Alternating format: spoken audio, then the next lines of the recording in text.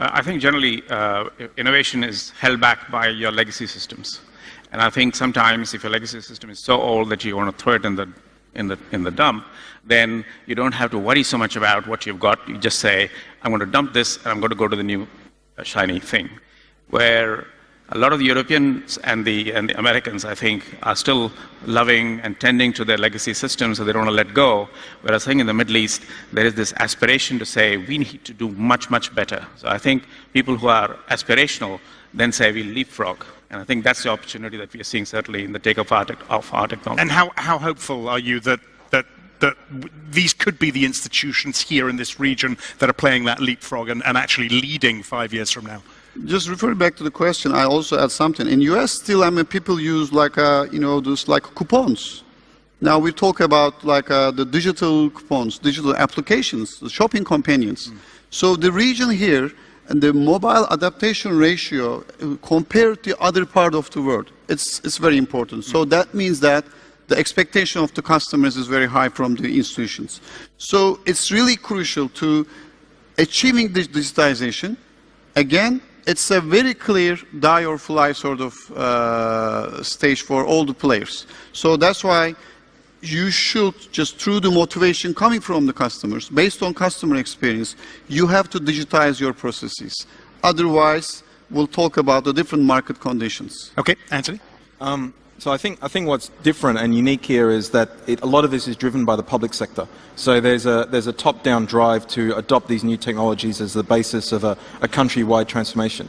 So whereas in other countries you have the private sector that's experimenting and moving forward, and the government tends to be dragged, here it's the exact opposite, where the government sets this North Star where we will become a blockchain-powered government and we'll be the happiest city on earth, etc., etc. And that drives all the necessary transformation. So I think that's the fundamental kind of secret sauce to... It's interesting you say that, because we talked about this in the first plenary this morning.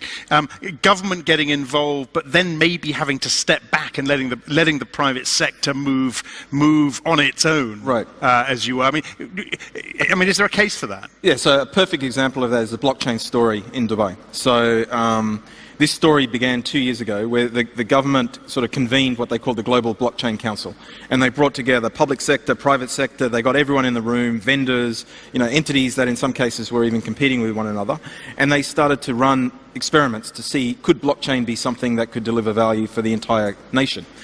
That then turned into a blockchain strategy, and then that blockchain strategy was turned into very concrete projects, and now it's moving forward into being scaled, right?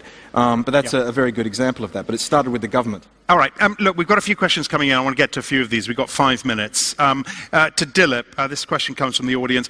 Many people are using cryptos just to buy and sell and make quick gains out of it. Does it hurt the growth of cryptocurrencies, that usage for a quick buck? So it's kind of chicken and egg. You have to create a marketplace. And right now we have about 150, 200 exchanges around the world that trade in XRP. A lot of it, as you say, is very shallow trading by individuals. And that is not the use case that we are pursuing. What we are pursuing is the use of XRP as a financial asset by sophisticated institutions as a bridging mechanism. So does this hurt or harm? Well, it creates a lot of noise. And we certainly don't want that much noise, but we're waiting.